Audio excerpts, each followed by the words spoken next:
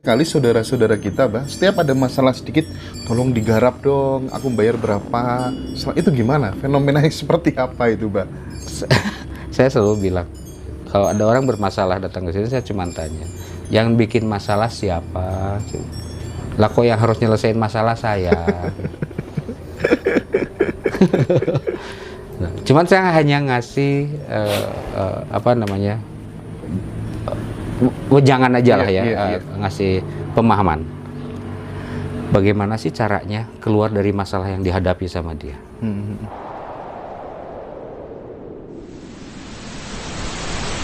Nah, pada saat mau memutuskan ini, untuk saya masuk ke cucu ini, itu dia bisa masuk dengan sendiri atau ada daya yang sangat besar yang secara adil, oke kamu masuk ke sini, nggak bisa seenaknya sendiri gitu, atau gimana, Bah?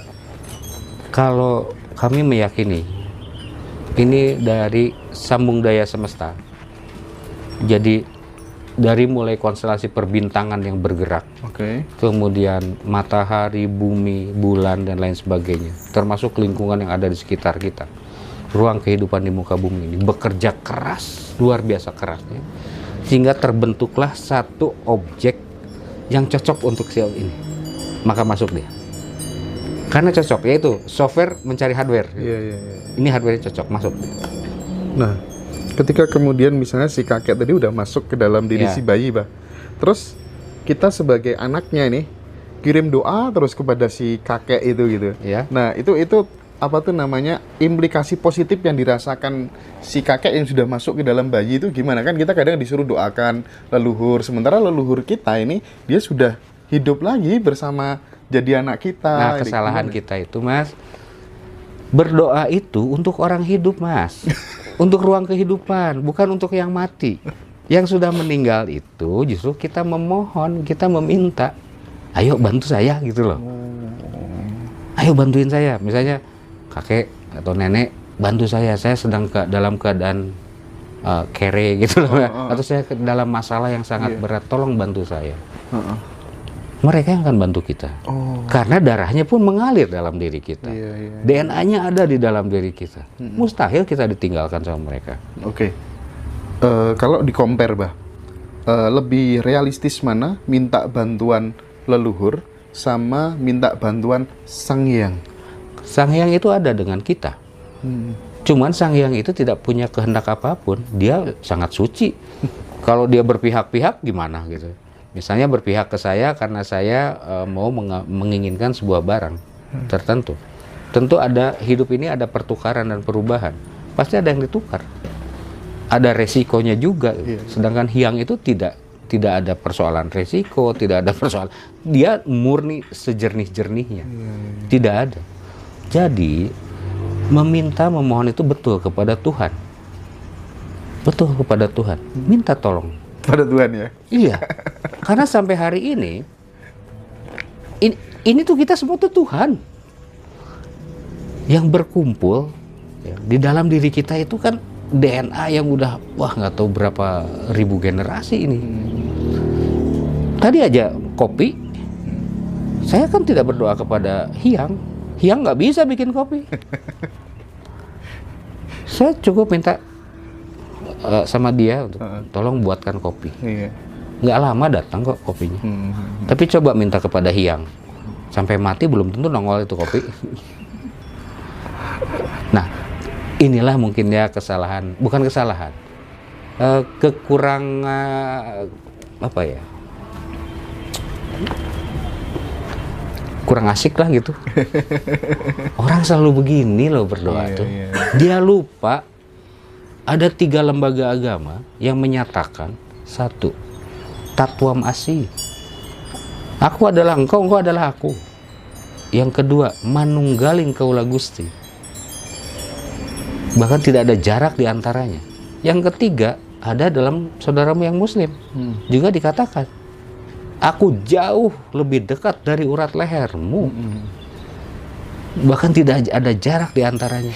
Berarti aku adalah engkau, engkau adalah aku. Lalu kenapa saya harus mintanya jadi ke atas itu? Ke atas tuh kemana? Setahu saya di atas itu perbintangan. Harusnya kan justru ke dalam diri. Harusnya ke dalam diri. Membuat sebuah afirmasi, sebuah pernyataan pada diri kita sendiri. Makanya dibutuhkan keyakinan. Keyakinan atau kepastian pada diri kita. Jangan sanksi. Saat kita meminta, mintalah pada diri kita. Jangan pernah sanksi untuk meminta kepada diri kita, nanti dia aktif. Kenapa? Karena kita punya alat yang dibilang otak itu ya. Otak beresonansi. Otak itu beresonansi.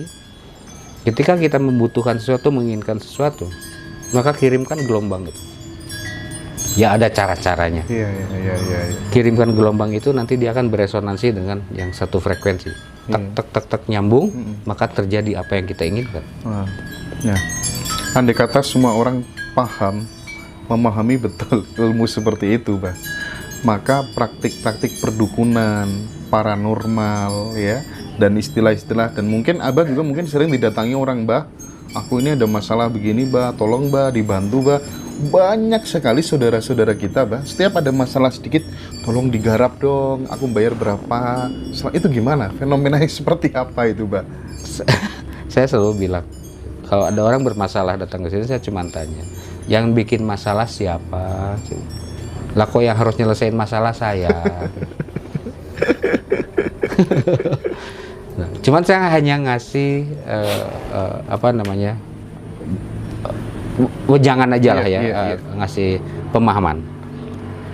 Bagaimana sih caranya keluar dari masalah yang dihadapi sama dia? Hanya itu, saya nggak pernah ngasih sesuatu. Sini saya sentuh, nanti beres masalahnya. Nggak pernah. Saya hanya bantu, paling bantu kalau gitu, saya bantu semangatnya, saya bantu energinya, charging lah gitu ya, agar dia tetap semangat untuk menyelesaikan masalah itu. Karena saya punya satu prinsip, jangan pernah mengambil masalah orang lain. Masalah sendiri aja belum beres, sok-sokan ngambil masalah orang lain.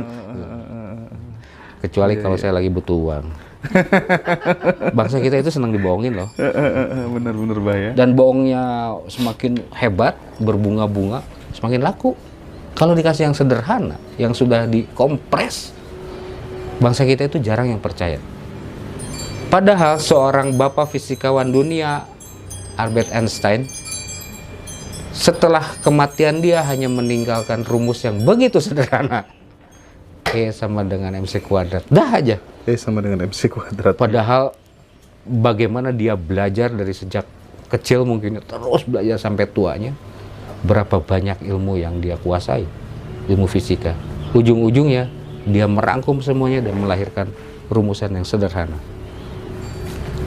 Nah, bangsa kita kalau dikasih yang sederhana, dikasih yang benar, sederhana, gampang, nggak percaya. Maka perlu suatu drama. Dibikin sebuah drama, misalnya saya harus kesurupan dulu, harus apa. Jadi layak lah kalau dibayar juga. Drama dulu ya, Pak. Drama dulu. Nah, oke. Menarik banget ini. Saya nanti mungkin di akhir sesi, Pak, saya mau minta tolong untuk live di YouTube sebagai kado 1 juta subscriber buat teman-teman semuanya. Iya. Oh, asik. Oke, Mbak, ini saya belajar luar biasa kali ini, Mbak. Saya tidak nyangka seenak ini, beliau. Iya, betul banget ya, sumpah. Oke.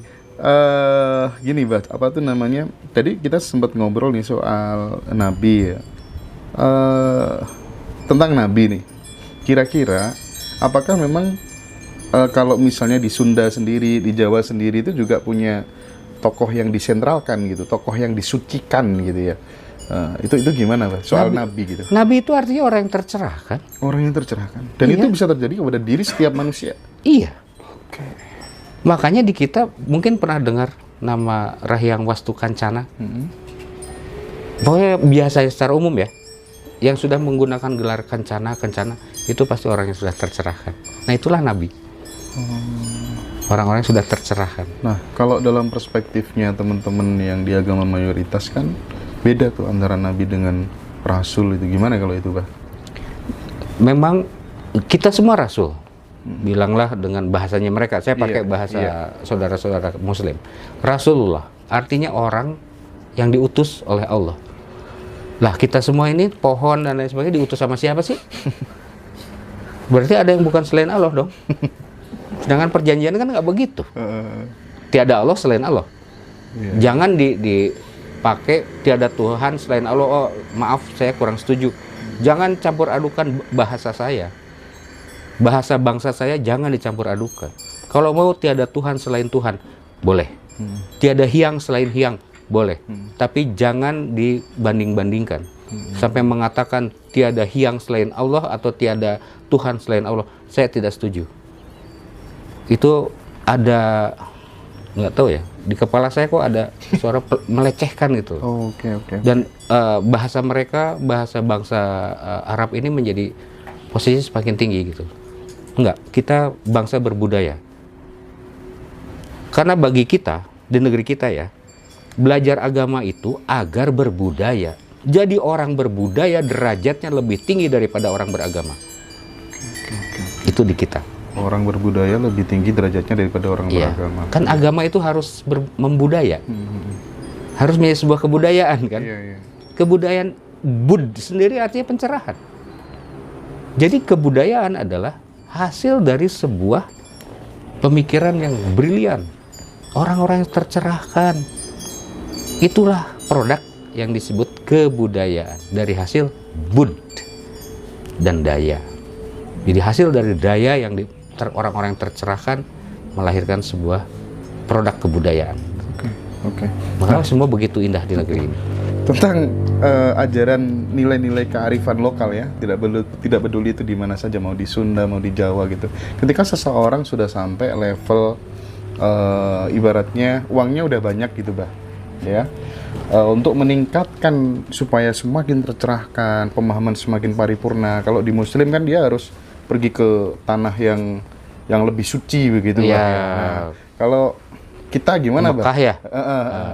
Kalau kita orang yang sudah tercerahkan, perjalanannya sangat jauh, lebih jauh dari sekedar ke saudara-saudara yang Nasrani ke Yerusalem ya. Sedangkan Muslim ke Mekah. Kalau bangsa kita itu jauh dan sangat mahal.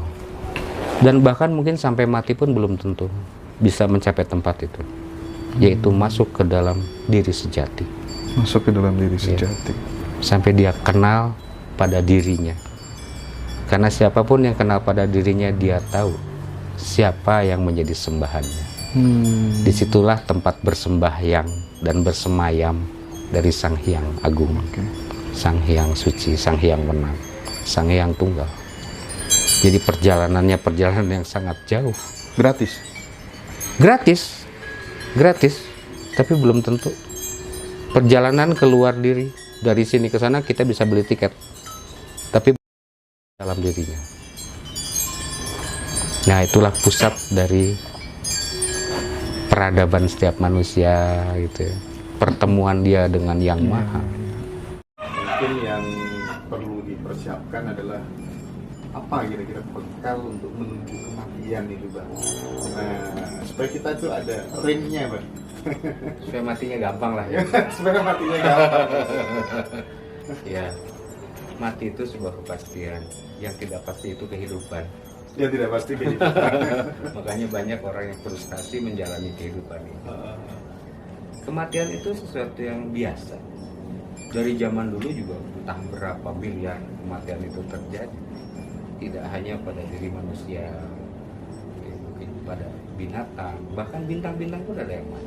Jadi tidak ada yang aneh dengan kematian itu. Nah, untuk manusia sendiri, saat kita mempersiapkan kematian bilang begitu, yang harus dilakukan adalah melakukan pembersihan jiwa. Lakukanlah pembersihan jiwa. Banyak jiwa yang kotor pada diri kita. Sejujurnya pun saya. Jiwa yang kotor itu yang seperti apa?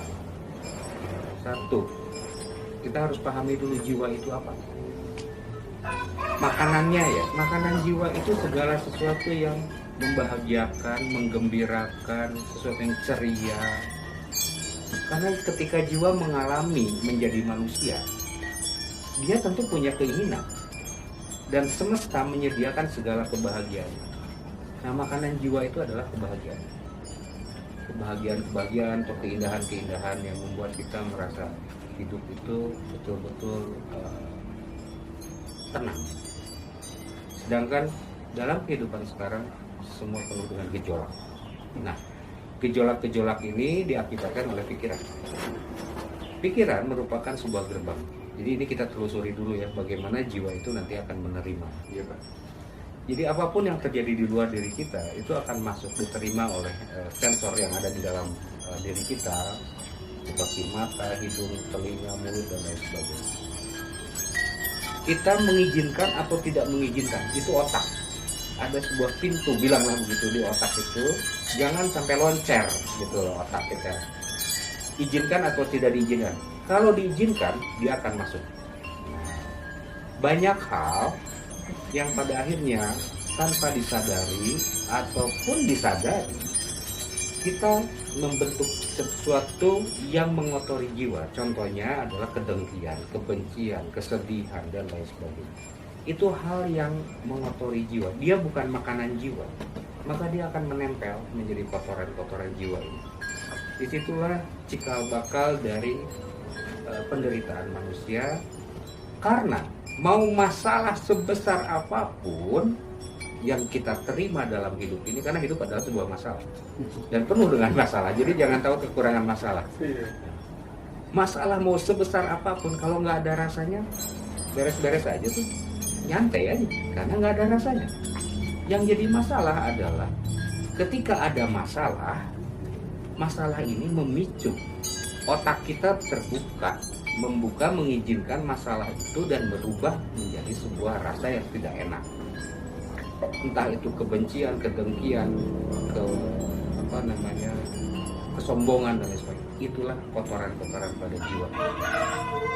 Karena senyatanya jiwa itu sangat jernih, sangat bening pada mulanya, sangat bening, bersih, tenang, damai.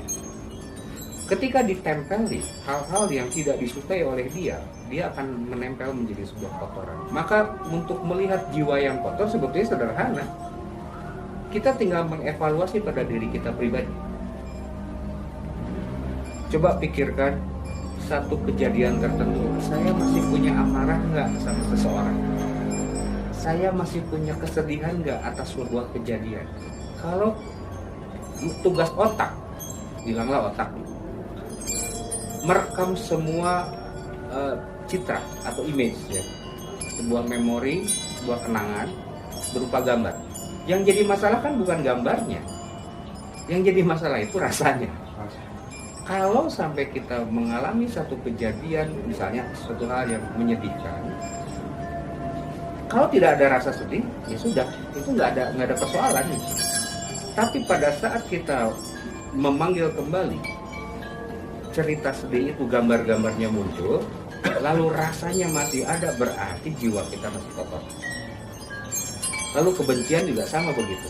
Misalnya saya benci kepada si A atau si B gitu ya. Saat kita mengalami, kita panggil wajah si A, si B ini, ternyata ada rasa benci yang masih muncul, bisa ngek gitu ya, ada sesuatu, berarti jiwa kita masih kotor.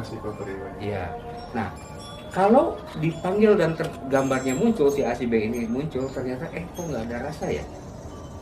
Cari lagi, benar-benar rasakan, nggak ada. Ternyata saya tidak merasakan kebencian lagi sama dia. Berarti jiwa kita sudah bersih. Demikian juga dengan yang lainnya. Nah, jadi yang disebut kekotoran jiwa, jangan dicari ke orang lain. Beginilah kira-kira. Kenapa tidak boleh membenci orang lain? Karena orang yang kita benci, belum tentu dia membenci kita. Artinya, kitalah yang mengotori diri kita sendiri. Kita yang menyimpan sampah di dalam jiwa kita.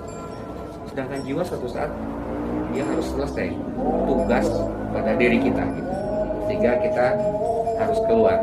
Jiwa ini keluar, masuk ke nirwana, ke wilayah yang tidak nyata.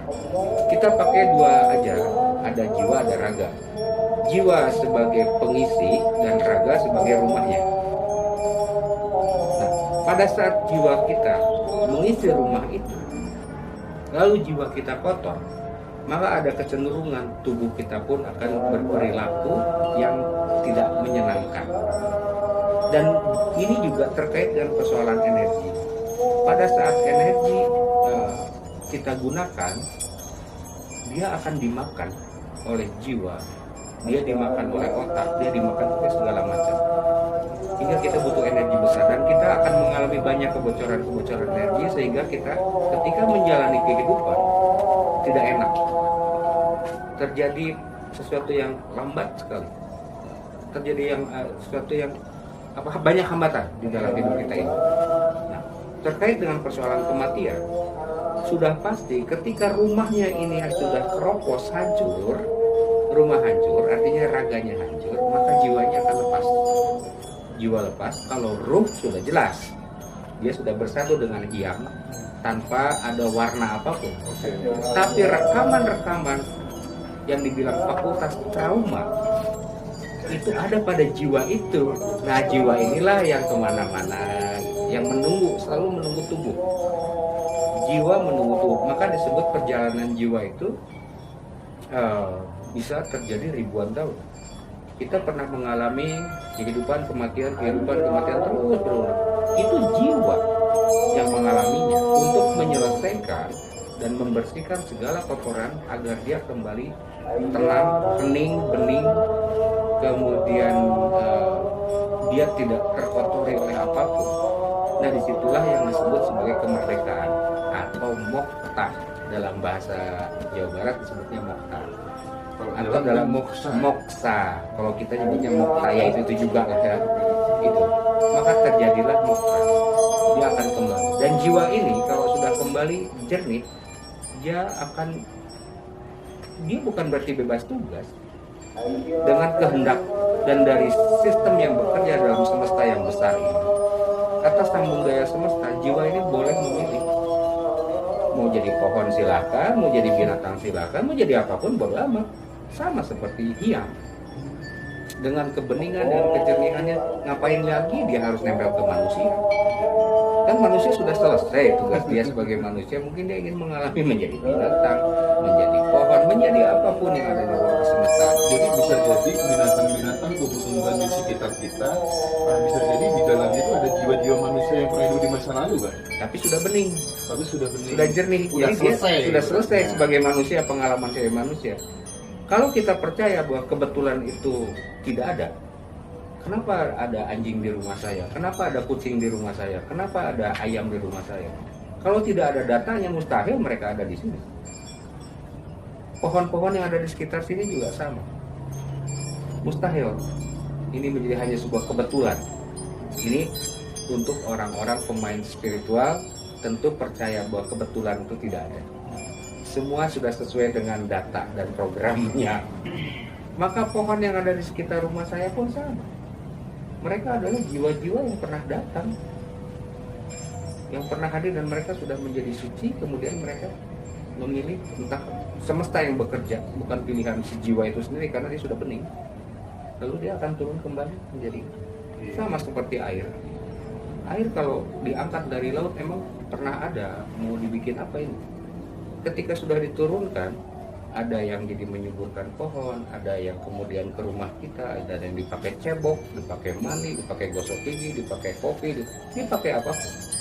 Air tidak bisa memilih lagi karena dia sudah bening. Nah, itulah konsep kematiannya. Konsep kematian yang dipahami oleh dalam ajar Piku Sunda di wilayah Jawa Barat.